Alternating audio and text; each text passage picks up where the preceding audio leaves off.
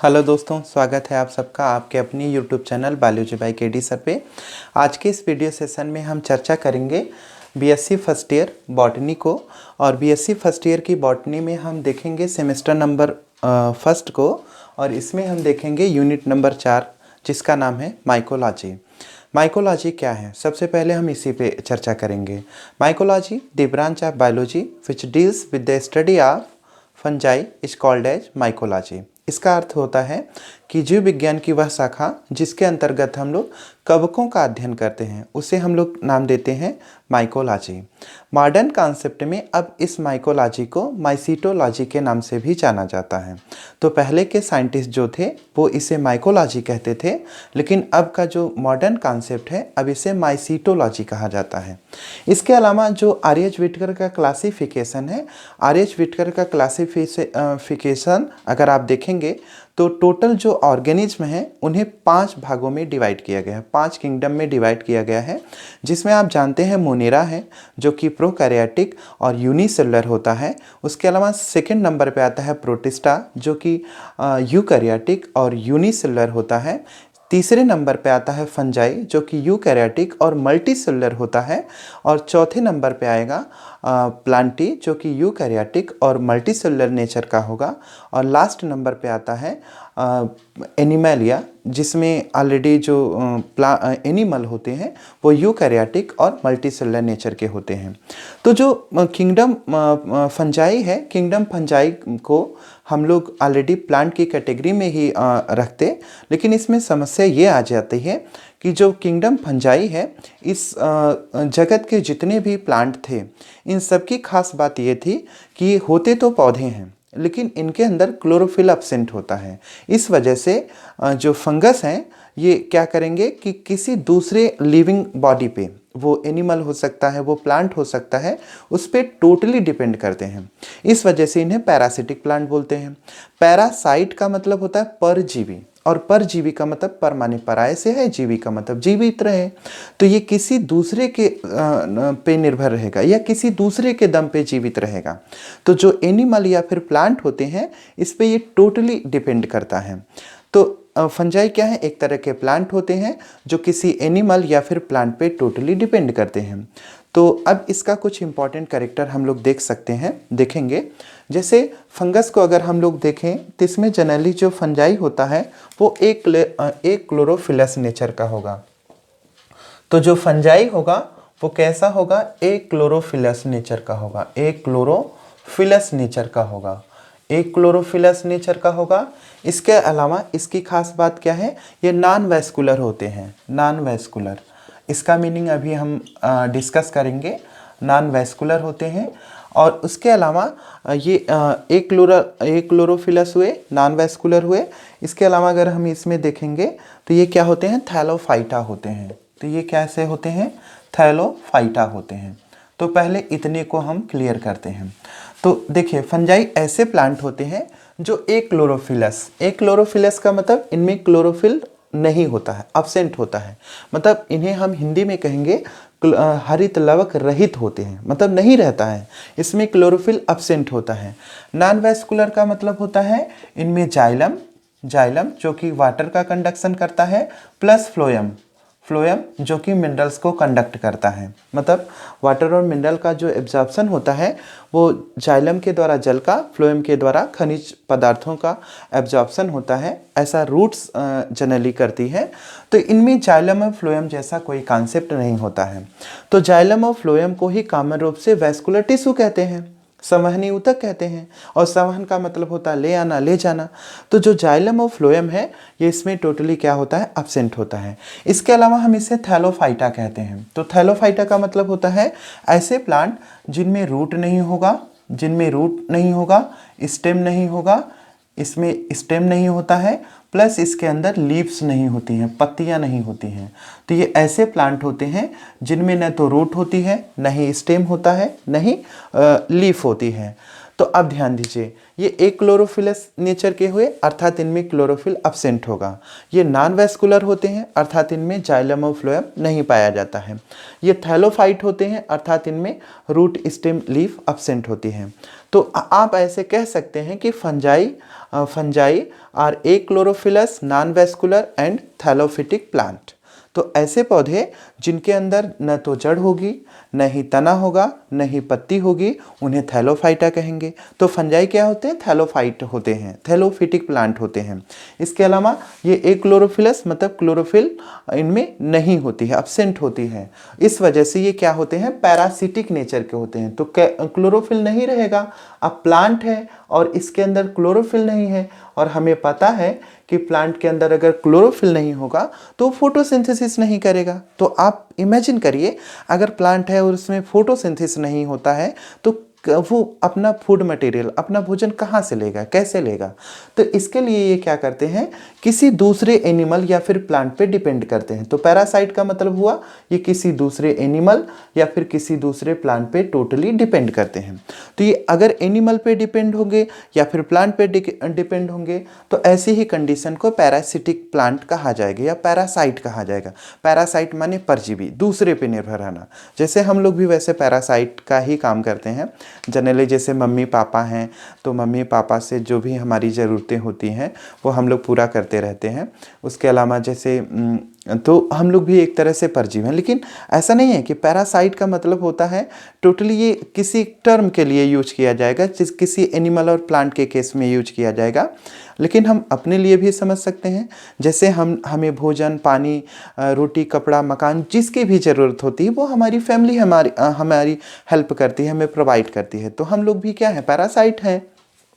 मतलब परिवार पे निर्भर हैं, माता पिता पे निर्भर हैं, अपने गुरुओं पे निर्भर हैं, जो भी आप समझिए। इसके अलावा इसका जो दूसरा इम्पॉर्टेंट कैरेक्टर है, इसमें अगर हम देखेंगे तो अभी तक जो साइंटिस्ट हैं उन्होंने नियरली 70,000 जो क्लोरोफिल जो फंजाई है इसकी नियर अबाउट 70,000 स्पेसीज अभी तक डिस्कवर की जा चुकी हैं। मतलब जो वैज्ञानिक हैं उनके द्वारा करीब 70,000 स्पेसीज अभी तक जो फंजाई है इसकी करीब 70,000 स्पेसीज को डिस्कवर किया जा चुका है। तो इतनी सारी स्पेसीज के विषय में मतलब अभी तक इनकी डिस्कवरी हो पाई है। इसके अलावा एक इम्पॉर्टेंट कैरेक्टर अगर इसमें हम देखेंगे तो जो फंजाई होते हैं, फंजाई के अंदर जो अगर हम बात करें रिप्रोडक्शन की, जो जनन है, और हमें पता है reproduction is a important process. मतलब किसी भी ऑर्गेनिज्म के अंदर अगर सबसे महत्वपूर्ण कोई लक्षण है उसमें उसके जीवधारी होने का तो उसका जनन है। मतलब जनन एक ऐसी क्रिया है, रिप्रोडक्शन एक ऐसी इंपॉर्टेंट प्रोसेस है जो केवल ऑर्गेनिज्म में होती है। नॉन लिविंग बीइंग के अंदर कभी भी रिप्रोडक्शन नहीं हो सकता है, किसी भी कंडीशन में नहीं हो सकता है। तो इस वजह से रिप्रोडक्शन की जो प्रोसेस है ये फंजाई के अंदर होती है, लेकिन इनमें रिप्रोडक्शन स्पोर्स के द्वारा होता है। तो इनमें बीजाणुओं का निर्माण होता है, स्पोर्स बनते हैं। अब ये जो स्पोर होते हैं वो ऑलरेडी, जैसे इसमें मेल गैमेट का फॉर्मेशन होगा, फीमेल गैमेट का फॉर्मेशन होगा, तो जो मेल स्पोर का फॉर्मेशन होगा जिसपे मेल स्पोर जो बनेगा ऑलरेडी वो एंथ्रोचॉयड कहा जाएगा, और जो फीमेल स्पोर बनेगा उसे एग सेल नाम देते हैं। तो जो मेल रिप्रोडक्टिव इसका पार्ट होता है उसे एंथ्रेडिया, और जो फीमेल रिप्रोडक्टिव पार्ट होगा उसे आर्चिगोनिया रिस्पेक्टिवली नाम देंगे। तो ऐसा नामकरण इसका किया जाता है। तो जनन की क्रिया इनमें स्पोर्स के द्वारा होती है। अगर इसी समय हम इसमें देखें तो इनमें जो रिप्रोडक्शन की जो प्रोसेस होती है वो 3 तरह से इसमें रिप्रोडक्शन हो सकता है। जैसे अगर हम यहाँ पे देखें तो इनमें एसेक्सुअल रिप्रोडक्शन होगा। तो जो फंगस होते हैं इनमें एसेक्सुअल टाइप का रिप्रोडक्शन होता है। अब एसेक्सुअल का मतलब होगा जो फंजाई होंगे इसमें एक सिंगल जो फंगस प्लांट होगा वो क्या करेगा, अकेला वो कई भागों में डिवाइड करेगा, टूट सकता है, अलग अलग हो जाएगा, और जितने भी उसके नए पार्ट होंगे सबसे नया प्लांट बन जाता है। उसके अलावा इसमें दूसरा वेजिटेटिव टाइप का रिप्रोडक्शन होता है। अब वेजिटेटिव जो रिप्रोडक्शन होगा और जो एसेक्सुअल रिप्रोडक्शन होगा, वैसे तो दोनों कॉमन है, मतलब दोनों एक तरह से कॉमन है, क्योंकि इसमें भी सिंगल इंडिविजुअल इन्वॉल्व होगा और इसके अंदर भी सिंगल इंडिविजुअल इन्वॉल्व होगा। तो वेजिटेटिव जनरली कैसा होगा, जो अभी मैंने एसेक्सुअल में बताया वो ऑलरेडी वेजिटेटिव के लिए भी लागू होगा। तो एसेक्सुअल रिप्रोडक्शन में कोई मतलब कि स्पेशल टाइप के कैरेक्टर जैसे लाइक कोनिडिया डेवलप होता है, स्पोर का फॉर्मेशन होना बनना, बडिंग जैसा कोई मतलब कि स्ट्रक्चर बनना, एकाइनिट का फॉर्मेशन होना, ऐसा कुछ होगा। जबकि जो वेजिटेटिव रिप्रोडक्शन होगा उसमें इसका जो थैलस होता है वो ब्रेक करेगा, अलग हो जाएगा और नए तरह के प्लांट का फॉर्मेशन करेगा, फंगस प्लांट का फॉर्मेशन करेगा। इसके अलावा इसमें सेक्सुअल टाइप का भी रिप्रोडक्शन देखा गया है। इनमें लैंगिक जनन की क्रिया भी होती है और लैंगिक जनन की जो क्रिया होती है वह एंथ्रीडिया और आर्चिगोनिया के द्वारा होती है। तो इस तरह से इनमें जनन तीनों तरह से होता है। ये ऐसे प्लांट होते हैं जिनमें जनन की क्रिया तीनों विधियों के द्वारा होती है। एनसीईआरटी के बेसिस पर अगर हम देखेंगे तो जनरली रिप्रोडक्शन जो होता है वो दो ही टाइप का होता है, एक एसेक्सुअल टाइप होता है, दूसरा सेक्सुअल टाइप होता है। तो जो वेजिटेटिव वाला जो टाइप है वो ऑलरेडी एसेक्सुअल का ही एक पार्ट है। इसके अलावा अगर हम देखेंगे तो कुछ फंजाई ऐसे होते हैं जो सिम्बियोसिस शो करते हैं, मतलब ये सिम्बियोटिक नेचर के होते हैं। तो ऐसे फंजाई जो क्या करेंगे, किसी दूसरे प्लांट के साथ सिम्बियोसिस शो करते हैं। जैसे अगर हम बात करें एग्जाम्पल के तौर पे लाइकेन की, तो लाइकेन ऐसे प्लांट होते हैं जिसे हिंदी में हम सहवाग कहते हैं। लाइकेन की खासियत क्या होती है, इसके अंदर एल्गी होता है, लाइकेन के अंदर एल्गी भी होता है, प्लस लाइकेन के अंदर यहाँ पे फंजाई भी होता है। तो लाइकेन में एल्गी और प्लस फंजाई, ये दोनों चीज़ें कंबाइन करके लाइकेन का फॉर्मेशन करती हैं। तो एल्गी कैसे होते हैं, ये ग्रीन कलर के होते हैं। एल्गी कैसे होंगे, जनरली ग्रीन कलर के होंगे। और जो फंजाई होते हैं ये जनरली वाइट कलर के होते हैं। तो जनरली वैसे और भी कलर होते हैं, लेकिन हम जनरल वे में अगर देखें तो जो एल्गी होगा वो ग्रीन कलर का होगा। और इसका ये जो ग्रीन कलर होगा वो क्लोरोफिल की वजह से होगा, और इसका जो वाइट कलर होगा वो क्लोरोफिल न रहने की वजह से होगा। तो अब ध्यान दीजिए, यहाँ पे जो एल्गी होगा, एल्गी क्या करेगा, एल्गी ग्रीन कलर इसमें है, मतलब इसमें ग्रीन पिगमेंट क्लोरोफिल है, तो ये फोटोसिंथेसिस करेगा। ये क्या करेगा, फोटोसिंथेसिस करेगा। और जो फंजाई होगा, फंजाई के अंदर एक तरह से मतलब क्लोरोफिल एब्सेंट है, तो ये फोटोसिंथेसिस नहीं करेगा। जब ये फोटोसिंथेसिस नहीं करेगा और ये फोटोसिंथेसिस करेगा, अब ध्यान दीजिए, यहाँ पे थोड़ी बेसिक बातें हमें समझनी है। एल्गी क्या कर रहा है, फोटोसिंथेसिस कर सकता है, लेकिन इसके साथ एक ड्रॉबैक ये है कि इसके पास रूट नहीं है। रूट तो वैसे इसके पास भी नहीं होती है, लेकिन इसमें रूट लाइक स्ट्रक्चर होता है जिसे राजवाइड नाम देते हैं। तो फंजाई के अंदर रूट लाइक स्ट्रक्चर होता है, राजवाइड नहीं, वैसे जनरली इसे हम राजवाइड की जगह माइसीलियम बोलते हैं। तो रूट लाइक स्ट्रक्चर ही होता है, राजवाइड भी रूट लाइक स्ट्रक्चर होते हैं। तो माइसीलियम एक तरह से पतले फाइबर लाइक स्ट्रक्चर होते हैं, पूरे के पूरे जैसे एनिमल सेल के अंदर या प्लांट सेल के अंदर पूरी तरह से स्कैटर्ड हो जाते हैं, मतलब जिसपे ये होस्ट का काम करता है, डिपेंड करता है, पोषण जिससे लेता है उसके स्किन के अंदर या फिर उसके सेल के अंदर पूरी तरह से अपनी हेयर लाइक स्ट्रक्चर को, जिसे माइसीलियम बोलते हैं, वो पूरा पूरा बिखर जाता है। तो एक तरह से रूट के जैसा ये वाटर और मिनरल को ही एब्जॉर्ब करने का काम करेगा। तो इसके पास रूट नहीं है और इसके पास रूट लाइक स्ट्रक्चर माइसीलियम है।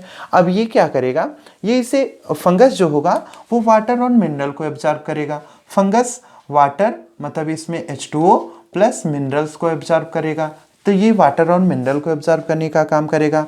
और अब ये क्या करेगा, ये फोटोसिंथेसिस का कार्य करेगा। तो ये फोटोसिंथेसिस की प्रोसेस करेगा, तो ये फोटोसिंथेसिस करेगा और वो क्या करेगा, वाटर और मिनरल को एब्जॉर्ब करेगा। इस तरह से जो एल्गी होगा, एल्गी फंजाई को फूड प्रोवाइड करेगा और फंजाई उसके बदले में से वाटर और मिनरल प्रोवाइड करेगा। तो एक तरह से जो लाइकेन है वो बेस्ट एग्जाम्पल है सिम्बियोसिस का। तो लाइकेन क्या है, सिम्बियोसिस शो करता है। और ये ऑलरेडी मतलब कि जो फंजाई होते हैं उनका एक जनरल कैरेक्टर है। तो फंजाई जनरली काफ़ी केसेस में देखा गया है कि ये सिम्बियोटिक नेचर भी शो करते हैं। इसी तरह से अगर हम एक दूसरा एग्जाम्पल लें पाइनस का, एक एग्जाम्पल है पाइनस, जिसे हम चीड़ का पेड़ कहते हैं। पाइनस के अंदर कुछ जो फंजाई होते हैं इनकी जड़ों के अंदर ग्रो करते हैं। तो कुछ फंगस ऐसे होते हैं जो पाइनस ट्री की रूट्स के अंदर ग्रो कर जाते हैं। अब ये पाइनस ट्री की रूट्स के अंदर ग्रो करते हैं तो क्या करते हैं, तो अब ये क्या करेंगे, जो फंगस होंगे ये पाइनस को वाटर और मिनरल अब्जॉर्ब करके देंगे और उसके बदले में ये क्या करेंगे, पाइनस से ऑलरेडी न्यूट्रिशन लेंगे। तो पाइनस इन्हें न्यूट्रिशन प्रोवाइड करेगा, इन्हें न्यूट्रिशन देगा और इसके बदले में ये इसे क्या देंगे, वाटर और मिनरल इसे ट्रांसफ़र करेंगे। तो ये भी एक मतलब कि जो सिम्बियोसिस है या सिम्बियोटिक नेचर है इसका बेस्ट एग्जांपल है। इसके अलावा यही जो कंडीशन है इसकी, पाइनस का फंजाई को न्यूट्रिशन प्रोवाइड करना और ये जो फंजाई है ये पाइनस को वाटर और मिनरल प्रोवाइड कर रहा है, ऐसी ही कंडीशन को माइकोराइजा कहते हैं। तो माइकोराइजा क्या है, माइकोराइजा में जनरली अगर आप देखेंगे तो यहाँ पे जो माइकोराइजा वाली कंडीशन है इसमें ये जो सिचुएशन है इसी को माइकोराइजा कहते हैं। तो माइकोराइजा क्या है, एक तरह से पाइनस और फंजाई का रिलेशन है। तो इन दोनों के रिलेशन को ही हम लोग माइकोराइजा कहते हैं। बाकी मैंने आपसे डिस्कस किया यहाँ पे ऑलरेडी जो मतलब कि सिम्बियोसिस कैरेक्टर है इसमें जो फंगस होगा और जो बाकी दूसरे प्लांट होंगे दोनों को किसी भी तरह का कोई भी लॉस नहीं होगा, दोनों एक दूसरे के लिए यूज़फुल होते हैं, हार्मफुल किसी भी तरह से नहीं होते हैं।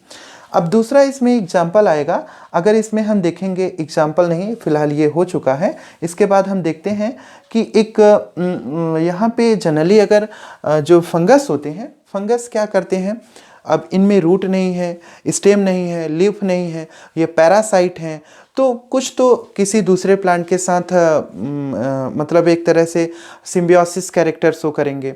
लेकिन कुछ प्लांट कुछ कुछ मतलब कि फंगस ऐसे भी होते हैं जो किसी दूसरे एनिमल या फिर प्लांट पे डिपेंड करेंगे और उनसे न्यूट्रिशन लेंगे, उसके बदले में उनको रोग दे देंगे।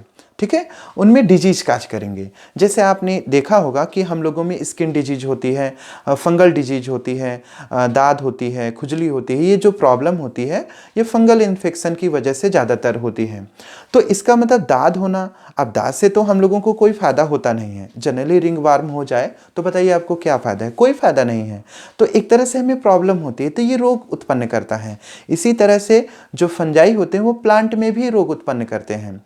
जैसे रस्ट डिजीज है तो कई तरह की प्रॉब्लम्स होती हैं, प्लांट्स के अंदर भी ये ग्रो करता है। तो अगर जो फंजाई है अगर प्लांट्स में डिजीज क्रिएट करता है तो इस तरह के फंगस के स्टडी को प्लांट पैथोलॉजी में हम लोग पढ़ते हैं। तो अगर हम ऐसा कोई भी फंगस होगा जिसमें हम जनरली इसके डिजीज से रिलेटेड प्रॉब्लम को डिस्कस करते हैं तो ऑलरेडी प्लांट फिजियोलॉजी के अंतर्गत, प्लांट पैथोलॉजी के अंतर्गत जनरली हम लोग क्या देखते हैं कि फंगस से होने वाले डिजीज को स्टडी करते हैं। इसके अलावा जो फंगस होता है, फंगस ह्यूमन बीइंग के अंदर और बाकी दूसरे जो एनिमल होते हैं सबके अंदर ये रोग उत्पन्न कर सकता है। ये कॉस्मोपॉलिटन नेचर का होता है, विश्वव्यापी होता है, सर्वव्यापी होता है। मतलब सोचो कितना महान है, माने कहीं भी पाया जा सकता है, मतलब ये एयर तक में भी पाया जाता है, हवा में भी उड़ सकता है। मतलब जो फंगस होते हैं इतने माइन्यूट नेचर के होते हैं कि एयर के अंदर भी मतलब कि इजली ये सर्वाइव कर सकते हैं, उड़ सकते हैं, पैरासाइट हैं तो एयर के अंदर रहेंगे, कभी किसी प्लांट पे जाके अटैच करेंगे, वहाँ से अपना न्यूट्रिशन ले सकते हैं, एनिमल की बॉडी से अपना न्यूट्रिशन ले सकते हैं और उसके अलावा ये एयर के अंदर भी सर्वाइव कर सकते हैं। मतलब एयर में ऑलरेडी वो नॉन लिविंग कैरेक्टर मतलब एक तरह से ज़्यादा टाइम तक सर्वाइव नहीं करेंगे, मतलब हवा में कुछ टाइम के लिए ये सर्वाइव कर सकते हैं।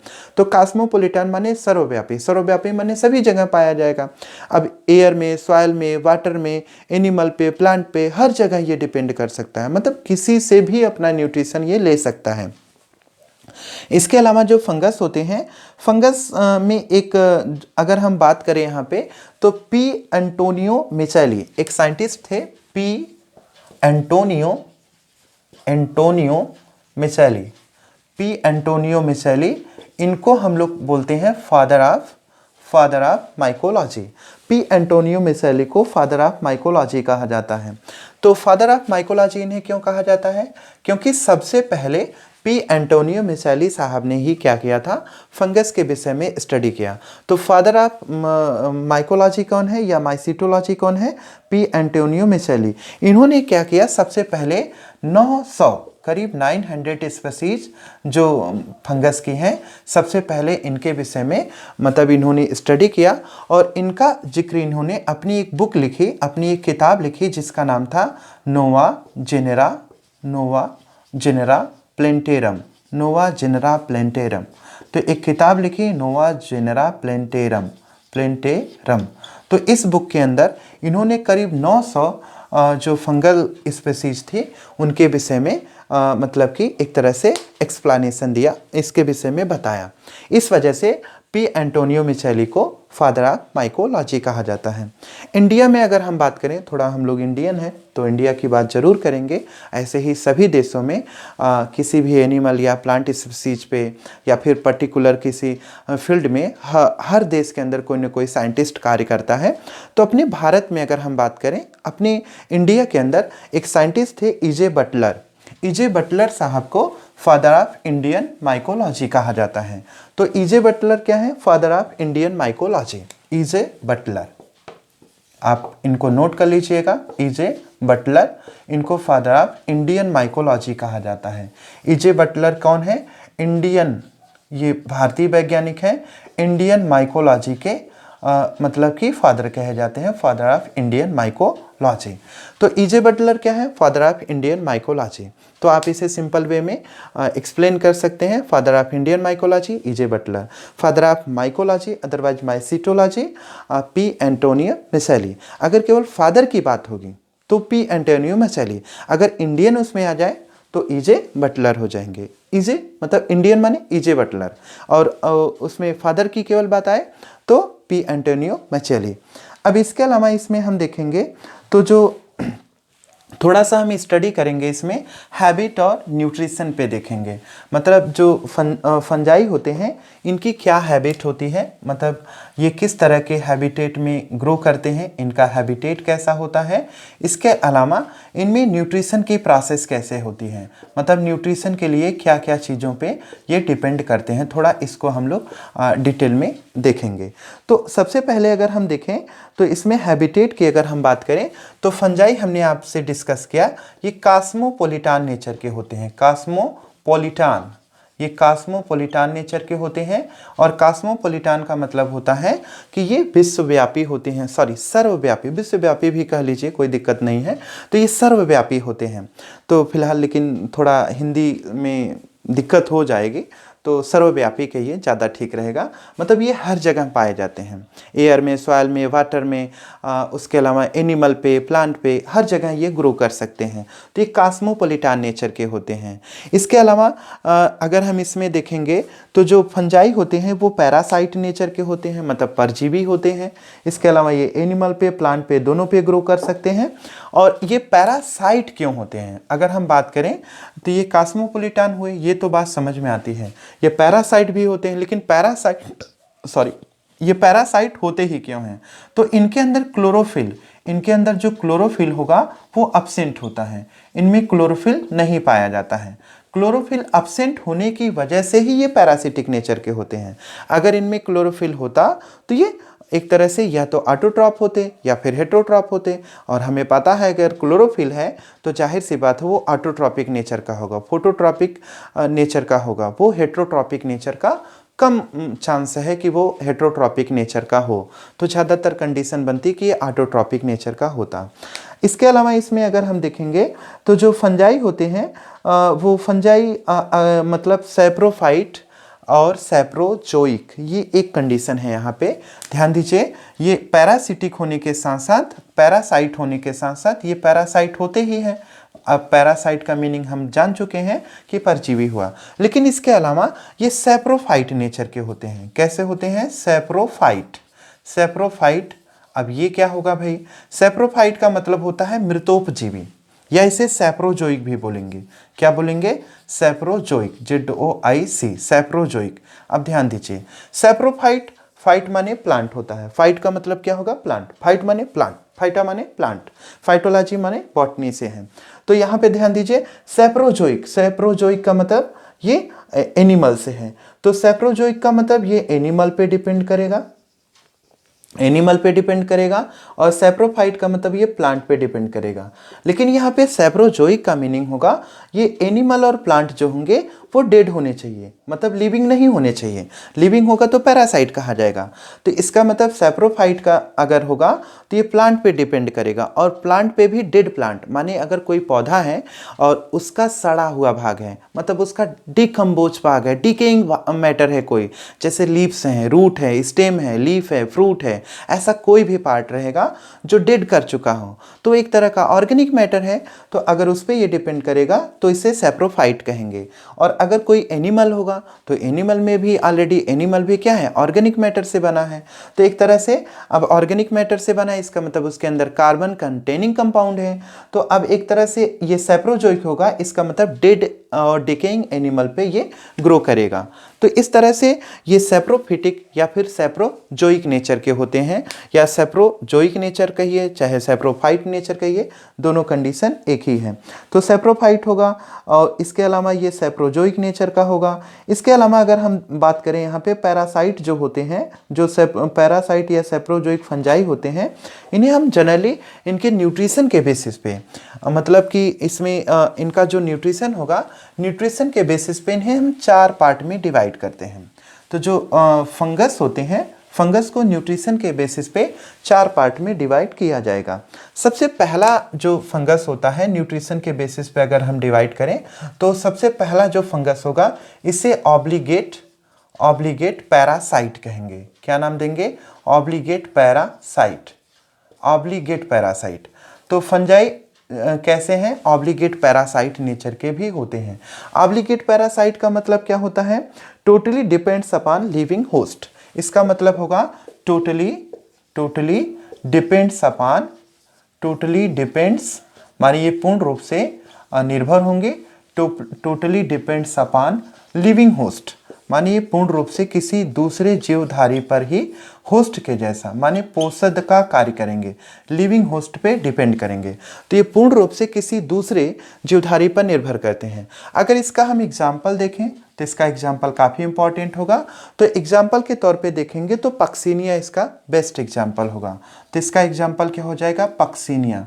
तो पक्सीनिया क्या है? यह एक तरह का फंगस है, और ये कैसा होता है? टोटली पैरासाइट होगा। अच्छा, आप ध्यान दीजिए, अगर ये पक्सीनिया है, ये किसी मतलब कि ये प्लांट पे या एनिमल पे ग्रो कर सकता है। अगर वो एनिमल या प्लांट, मतलब वो जो लिविंग होस्ट होगा, अगर वो डेड कर जाएगा तो ये भी डेड कर जाएगा। मतलब जिस पे ये निर्भर होगा, अगर उसकी डेथ हो जाए तो पक्सीनिया अपने आप मर जाएगा। तो इस तरह से इसे हम लोग क्या नाम देते हैं? Obligate parasite. इसे हिंदी में बोलेंगे पूर्ण परजीवी। पूर्ण माने पूरी तरह से, परजीवी माने जीवधारी पर निर्भर होगा। ठीक है। सेकंड नंबर पे इसमें आता है फैकल्टेटिव,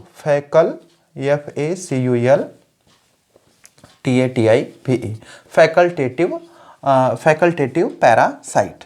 अब ये क्या है भाई? Facultative parasite. तो जो सेकंड नंबर पे आता है इसमें हम लोग देखेंगे फैकल्टेटिव पैरासाइट। अब फैकल्टेटिव पैरासाइट कैसे होते हैं? ये जनरली सैप्रोफिटिक नेचर के होते हैं।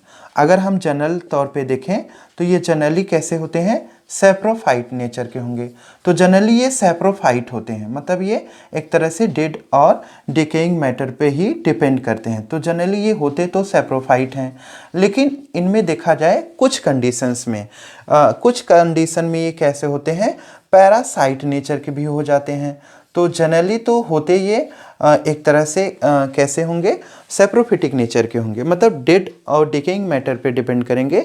लेकिन इन जनरल कभी कभी ये पैरासाइट नेचर भी शो करते हैं। तो ज़रूरत पड़ी तो ये पैरासिटिक नेचर के भी हो जाते हैं। तो इनका एग्जाम्पल अगर हम देखें तो इनका एग्जाम्पल सबसे बेहतर एग्जाम्पल होगा फ्यूसेरियम। तो फ्यूसेरियम, इसका एग्जाम्पल क्या है? फ्यूसेरियम। तो एग्जाम्पल आप लोग जरूर याद रखेंगे, काफ़ी इंपॉर्टेंट है चीज़ें कंपटीशन के लिए। इसके अलावा तीसरे नंबर पे आता है, तीसरे नंबर पे आएगा ऑब्लिगेट सैप्रोफाइट। तीसरे नंबर पे जो फंजाई हों उन्हें हम लोग बोलेंगे ऑब्लिगेट सैप्रोफाइट। अब ये ऑब्लिगेट सैप्रोफाइट फंजाई कैसे होते हैं, मतलब इन्हें हम लोग बोलेंगे पूर्ण मृतोपजीवी, ऑब्लिगेट सैप्रोफाइट। अब देखो सेम डिफिनीशन वही है, यहाँ पे मैंने क्या लिखा था, यहाँ पे हमने totally depends on living host लिखा था, यहाँ डिकेइंग होस्ट लिख सकते हैं आप। तो ये क्या है, टोटली डिपेंड्स अपॉन, ये टोटली डिपेंड्स अपॉन यहाँ पे आप लिख देंगे डिकेइंग मैटर, डिकेइंग DECK, यहाँ पे डेड कर देते हैं, डेड मैटर। तो जो भी यहाँ पे डेड मैटर जो भी होगा यहाँ पे, उस पे ये टोटली क्या करेंगे, डिपेंड करते हैं। तो जो भी डेड और डिकेइंग मैटर होगा उन सब पे ये टोटली डिपेंड करते हैं। अब इसके अलावा अगर इसका एग्जाम्पल हम देखेंगे तो इसका सबसे बेस्ट एग्जाम्पल जो है वो है एगारिकस। तो एगारिकस ऐसा फंगस होता है जो टोटली डिकेइंग मैटर पे ही डिपेंड करता है, ठीक है। इसके अलावा चौथे नंबर पे आता है, हम इसे ऊपर रफ कर दे रहे हैं, अगर आप इसे नोट करना चाहें तो नोट कर सकते हैं। हम ऊपर लिखते हैं नंबर 4 को। तो जो नेक्स्ट कंडीशन है उसे हम लोग कहते हैं ऑब्लिगेट सैप्रोफाइट हो गया। तो नंबर 4 पे हो जाएगा फैकल्टेटिव सैप्रोफाइट। अब फैकल्टेटिव सैप्रोफाइट ये ऐसे फंगस होते हैं जो टोटली डेड और डिकेइंग मैटर पे नहीं ग्रो करेंगे, ठीक है। ये टोटली डेड और डिकेइंग मैटर पे ग्रो नहीं करेंगे। जनरल वे में अगर देखा जाए तो ये क्या होते हैं, पैरासाइट नेचर के होते हैं। तो इन जनरल अगर हम देखें तो ये पैरासाइट नेचर के होते हैं, तो ज़्यादातर ये पैरासिटिक नेचर के होते हैं। लेकिन अगर देखें यहाँ पे कुछ कंडीशन में ये सैप्रोफाइट नेचर के भी हो जाते हैं। तो जनरली ये पैरासाइट होते हैं, लेकिन कुछ कंडीशन में मतलब विशेष परिस्थिति में सैप्रोफिटिक नेचर के भी हो जाएंगे। परजीवी होते हैं ज़्यादातर, लेकिन कुछ स्थितियों में ये अगर मतलब कि अगर मान लीजिए जो भी जीवधारी है अगर वो मर गया तो मरने के बाद भी उसके बॉडी को जब तक पूरी तरह से नष्ट नहीं कर देंगे, डिकम्पोज नहीं कर देंगे, तब तक ये उस पर सर्वाइव करते रहेंगे। तो इसका एग्जाम्पल अगर हम देखेंगे तो इसका एग्जाम्पल टेफेराइना है। इसका एग्जाम्पल क्या होगा, टेफराइना किसका एग्जाम्पल है यहाँ पे, फैकल्टेटिव सैप्रोफाइट का। तो इस तरह से जो मतलब फंगस होते हैं उनमें 4 तरह से न्यूट्रिशन हुआ, ऑब्लिगेट पैरासाइट, उसके बाद फैकल्टेटिव पैरासाइट 2 हो गया, तीसरे नंबर पे है ऑब्लिगेट सैप्रोफाइट और चौथे नंबर पे है ऑब्लिगेट सैप्रोफाइट। सबका आप एग्जाम्पल याद रखिएगा। अब इसके बाद हम यहाँ पे कुछ इंपॉर्टेंट चीज़ों को नोट करेंगे। तो यहाँ पे जैसा कि आप जानते हैं नोट और स्टार काफ़ी इंपॉर्टेंट चीज़ें हैं, तो इसमें एक नोट में हम पॉइंट को लिखेंगे और नोट में काफ़ी इंपॉर्टेंट चीज़ हम डिस्कस करते हैं। अब यहाँ पे ध्यान दीजिए, जो फंजाई होते हैं, अब ऐसे फंजाई जो प्लांट पे, खास करके प्लांट या एनिमल की बात करें तो अगर हम यहाँ पे जनरली देखेंगे प्लांट में, तो ऐसे फंजाई जो प्लांट के आउटर सरफेस पे, प्लांट का जो प्लांट सेल होगी, प्लांट सेल का जो आउटर पार्ट होगा उस पे अगर डिपेंड होंगे, प्लांट सेल के आउटर पार्ट पे डिपेंड होंगे, तो ऐसे फंजाई को नाम देंगे एक्टोपैरासाइट। फंजाई जो क्या करेगा, प्लांट के आउटर सेल पे या आउटर सरफेस पे डिपेंड होगा, इसको नाम देंगे एक्टोपैरासाइट। ऐसे फंजाई जो प्लांट के आउटर सेल या पार्ट पे डिपेंड करेंगे उन्हें हम क्या नाम देंगे, एक्टोपैरासाइट कहेंगे। या फिर इसी को एक नाम और दे सकते हैं, एक्टोपैरासाइट के अलावा एक्टोफिटिक पैरासाइट। बात एक ही है, फिटिक का मतलब प्लांट से है, तो एक्टोफिटिक पैरासाइट। तो इसमें सिंपल आप नोट कर सकते हैं इसको, जो fungi that are totally depends upon outer part of the cell, outer part of plant cell is called as ectoparasite या फिर एक्टोफिटिक पैरासाइट। मतलब ऐसे फंजाई जो किसी पौधे के कोशिका की बाहरी सतह पर निर्भर करते हैं या कोशिका के ऊपर निर्भर करते हैं, ऐसे प्लांट को एक्टोपैरासाइट कहते हैं। इसके अलावा एक और कंडीशन बनती है, मतलब अब इसमें ये तो आउटर सरफेस की बात हुई। अगर ये इनर सरफेस में, मतलब प्लांट सेल का जो इनसाइड पार्ट होगा, माने सेल का जो अंदर का भाग होगा, अगर उसमें डिपेंड करेंगे तब इसका नाम इंडोपैरासाइट हो जाएगा। एक्टो की जगह माने सेल के अंदर अगर ये ग्रो करेगा तो इंडोपैरासाइट बोलेंगे, तब इसे क्या नाम दे देंगे, इंडोपैरासाइट। तो fungus that are totally depends upon inside the cell is called as endoparasite, या फिर इसे क्या नाम दे सकते हैं,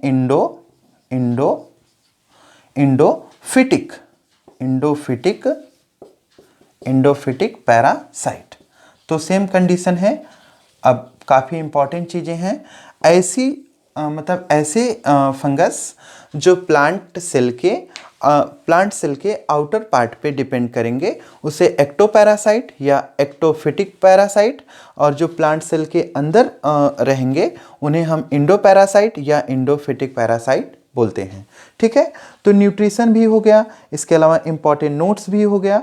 अब इसमें अगर हम एग्जाम्पल देखें, दोनों का एग्जाम्पल देखें, तो जो एक्टोपैरासाइट होगा, एक्टोपैरासाइट का एरीसाइफी इसका एग्जाम्पल होगा। इसमें एग्जाम्पल देखेंगे तो एरीसाइफी इसका एग्जाम्पल है एरीसाइफी। तो एरीसाइफी इसका एग्जाम्पल है, ये फंगस है एरीसाइफी, और एरीसाइफी इसका बेस्ट एग्जाम्पल है। और अगर यहाँ पे इंडोपैरासाइट की हम बात करें तो इसका एग्जाम्पल एल्ब्यूगो, इसका एग्जाम्पल क्या हो जाएगा, एल्ब्यूगो। तो एल्ब्यूगो क्या है, ये इंडोपैरासाइट है, और एरीसाइफी क्या है, एक्टोपैरासाइट है। ये दो तरह के मतलब फंगस होते हैं जो इंडो और एक्टोपैरासाइट का जैसा कार्य करते हैं। अब इसके अलावा हम देखेंगे जो इंडोपैरासाइट होते हैं, इंडोपैरासाइट भी दो टाइप के हो जाते हैं। तो जो इंडोपैरासाइट एल्ब्यूगो हैं, एल्ब्यूगो जिसका एग्जाम्पल है, इंडोपैरासाइट भी दो तरह के हो सकते हैं। इसमें जो सबसे पहली कंडीशन बनेगी इंट्रासेलुलर, पहली कंडीशन क्या बनेगी, इंट्रासेलुलर इंडोपैरासाइट, इंट्रासेलुलर इंडोपैरासाइट। तो जो पहली कंडीशन इसमें बनती है उसको बोलते हैं इंडोपैरासाइट, इंट्रासेलुलर इंडोपैरासाइट। इंट्रा का मतलब होता है इनसाइड द सेल, इंट्रा का मतलब होगा इनसाइड द सेल।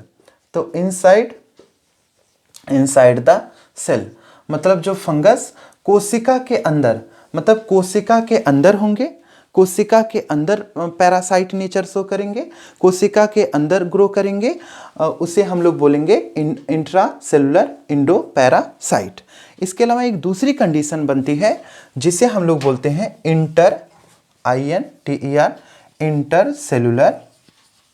इंटरसेलुलर इंडोपैरासाइट। दूसरी कंडीशन को हम लोग क्या नाम देते हैं, इंटरसेलुलर इंडोपैरासाइट। अब इसमें क्या कंडीशन बनेगी, यहाँ पे आप अगर देखेंगे तो जो फंगस होगे वो grow in between the cell माने कोशिका के बीच में। अगर जो फंगस होगा वो कोशिकाओं के बीच में ग्रो करेगा, अगर कोशिकाओं के बीच में ग्रो करेगा तो इसे इंटरसेलुलर बोलेंगे, इंटरसेलुलर इंडोपैरासाइट। अगर वो कोशिका के अंदर ग्रो करेगा तो इनसाइड ग्रो करेगा तो इसे intracellular. Fungus that are growing inside the cell is called as intracellular endoparasite, and fungus that are grow in between the cell are called as intercellular endoparasite। तो इस तरह से ये दो कंडीशन और हो गई। अब इसमें भी अगर हम नोट देखें, कुछ इम्पॉर्टेंट चीज़ें हैं, जैसे यहाँ पे कुछ ऐसे फंगस होते हैं जो एक तरह से प्रोटोजोवन पे डिपेंड करते हैं। मतलब प्रोटोजोवन या फिर जो लोअर ऑर्गेनिज्म होते हैं, जो भी लोअर माइक्रो ऑर्गेनिज्म होते हैं उन पे डिपेंड करते हैं, तो उन्हें प्रीडेसियस नेचर के होंगे। तो ऐसे फंगस को हम लोग जो जनरली अगर आप देखेंगे तो ऐसे कुछ फंगस होंगे जो कैसे होंगे, ऐसे फंगस होंगे जो प्रीडेसियस नेचर के होते हैं। प्रीडेसियस नेचर के होते हैं। अब ये प्रीडेसियस नेचर क्या होता है? तो प्रीडेसियस नेचर में देखेंगे तो इनमें ये प्रीडेसियस नेचर का मतलब होता है ये या तो प्रोटोजोअन पे डिपेंड होंगे, मतलब प्रोटोजोआ को एक तरह से क्या करेंगे, उनका भक्षण करेंगे, प्रोटोजोआ को खाएंगे, मतलब प्रोटोजोआ पे डिपेंड होंगे। प्रोटोजोआ में जैसे अमीबा हुआ, यूग्लिना हुआ, पैरामीशियम हुआ, मतलब यूनिसेलुलर ऑर्गेनिज्म, या फिर माइक्रो ऑर्गेनिज्म, या फिर जो माइक्रो ऑर्गेनिज्म होंगे उन पे अगर ये डिपेंड होंगे तो ऐसे फंगस को हम लोग प्रीडेसियस फंगस कहेंगे। Predacious fungus means that fungus totally depends upon protozoa otherwise micro organism. इसके अलावा अगर देखेंगे तो कुछ फंगस ऐसे होते हैं जो पाइनस के रूट में रहते हैं, और वो कंडीशन मैंने पहले ही डिस्कस कर ली है कि पाइनस के रूट में रहते हैं, तो ऐसी कंडीशन को हम लोग माइकोराइजा कहते हैं।